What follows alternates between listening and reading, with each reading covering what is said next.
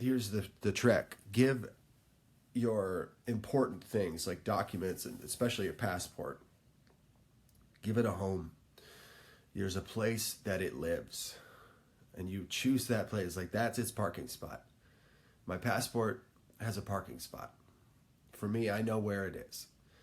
I know exactly where it is. I don't change it. If I'm allowed to change it, like, you can change your mind, but don't just do that all the time. That's not a system.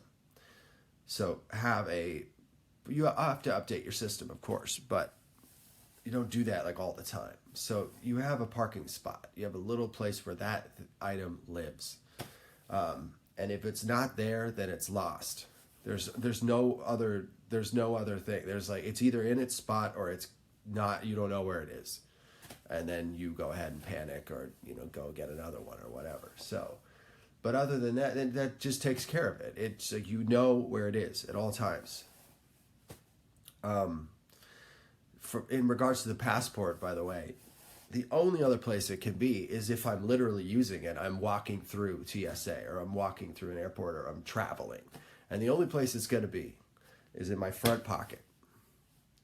That's it, because I can feel it. No one can take anything from my front pocket. I don't think pickpocketing is really a thing these days, but you're just not going to put it anywhere. You're going to take it out of your front pocket, show it, and then you put it back into your front pocket. So it's either in my pocket while I'm traveling, it is in its spot where it lives, or it's lost. That's the passport. So do that with all of your items. Everything has a spot where it lives. Give it a home. This is everything has its spot. For example, my Bible lives right over there on that table over there. That's it. It doesn't. I don't move it anywhere. I don't leave it in the living room. I don't leave it anywhere. It just lives there. It's like there is a Buddhist principle behind this. It's like the respect for like all things. Everything needs its resting place. Everything, and it's not that I'm thinking like that Bible has like, or whatever item, like my passport has it's alive or something. I don't, you know what I'm saying? Like, it's just that items, when you respect them, you just respect where it lives, and you would treat it like any item or anything. So, think of it like your car. You wouldn't just leave your car like places. Where you park it, and you generally probably park it in the same spot, like where you live, right, every day. And that's its parking spot. And if it's not there, it's stolen, it's gone, it's lost. Or you're driving it, you're using it. So there's only really three things. You're either using it, it's parked in its home, or it's gone, it's lost. And this simplifies it. So give things a resting place, give it a home, and you won't lose your stuff. And you can make your home, and like everywhere you travel, it's like that's your home. Wherever you are, that's your home. You are your home.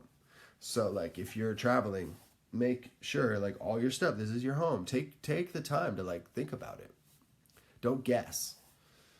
It takes not much longer than, a little while, like, to figure out what's going where. And it's actually quite fun. More about the how to not lose your stuff. I could talk about theft, and the way to avoid that is like a couple of tips is, don't leave your stuff in the car overnight. As much as that might be a hassle to bring your stuff in, just do it. Don't leave it in your car overnight. It's just not a good idea. Bring it inside. And also for the sake of weather control.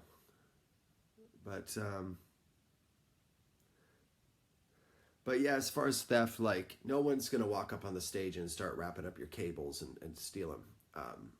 But they will grab your mic. So to never leave the mic. If you've set up earlier in the day, done a sound check, don't leave your mic on the stand. Take it with you, put it in your pocket or whatever, like in your bag. And obviously don't leave your I mean, I've never had a capo stolen, but it's if somebody takes your capo, they're a real d bag, because that's clearly a guitarist. Somebody will steal your mic and sell it. Like that's probably not a singer that stole your mic. They're probably just stealing it to sell it. But if somebody takes your capo, they're a guitarist and they just literally took your capo. That's awful. But anyway, a capo's not worth that much, but a mic is. I've had a $400 mic stolen. It like minutes after my set was over. Whoever the fucker was that took that. I got off stage, walked into the, mingling, turned around, my mic was gone. Somebody fucking grabbed it right off the stage, just gone. So you have to, you got to be careful with your mic. And I mean, your guitar is so big. The thing is, like, it's hard to, if somebody really wanted to, they could grab it and run out. The mic is just the most thing to be careful with, because it's just sitting there. It's so easy to like grab it, stick it in your coat, and then you're gone. The person.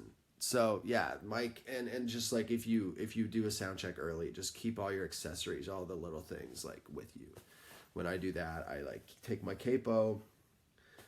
I just take all the little things, the picks, the capo, the mic, the guitar. It all comes back with me, and then I've got the setup, and even my pedals. I'll like pack them up, my pedal board, and then you got the mic stand sitting there, the cables and the mixer. I guess that should be okay.